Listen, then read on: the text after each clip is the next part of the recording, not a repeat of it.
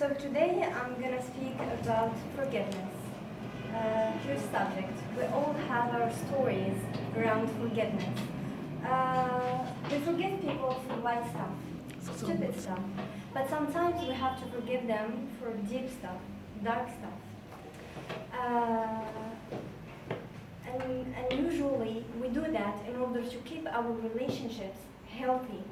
But sometimes even if there's not going to be any relationships anymore, we need to do that in order to get rid of all the resentment, all the bitterness, all the sadness that might this thing the person did might make us feel.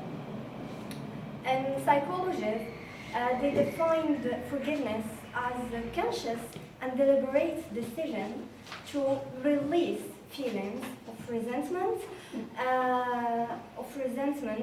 and revenge toward a person or group of persons who has harmed us, regardless whether they deserve our forgiveness or they don't. And in etymology, in Latin etymology, we say forgiveness is that given completely without reservation. And that's a tricky thing because maybe it makes sense when we talk about people who we love, when they hurt us big time. It starts a little bit difficult to accept that from them. For example, for a child who had an abusive father, women had an abusive husband, or alcoholic boyfriend, something, it becomes a little bit hard to get rid from that and to move on and to see yourself that you are more than just an abusive childhood, that you are more than that.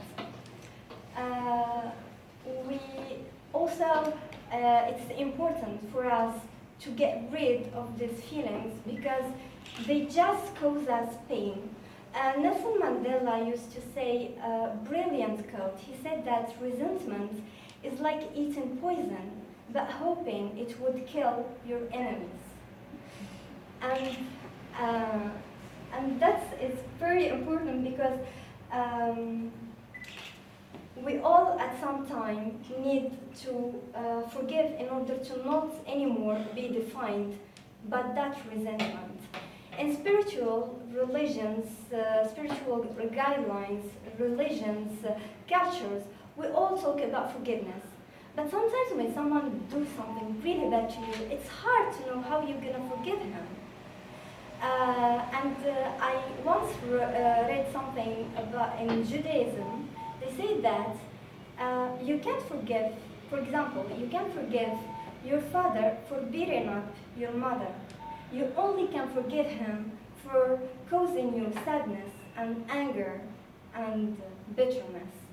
And that was so clever because sometimes we take the responsibility of forgiving people for things that don't really concern us. You need to take responsibility to forgive someone about things he did to you. Sometimes it's just feelings, but there is other victims involved that need to give forgiveness about the real things.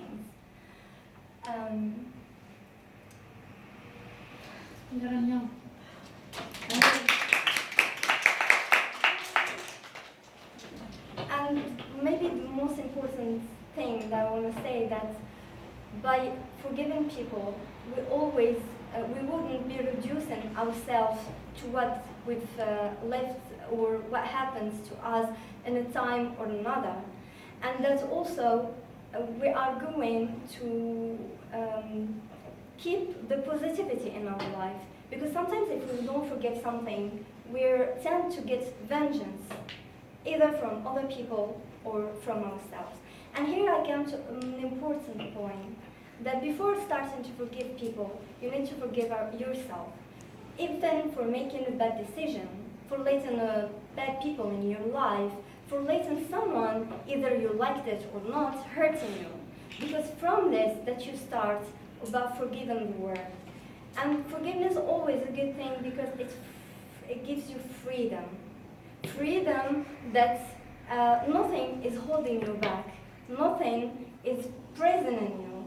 And also it helps you to kind of get the divine compensations that the world might give you in order to, let's say, apologize for all the bad things they did to you. At the end, I wrote a quote that really made so much sense to me.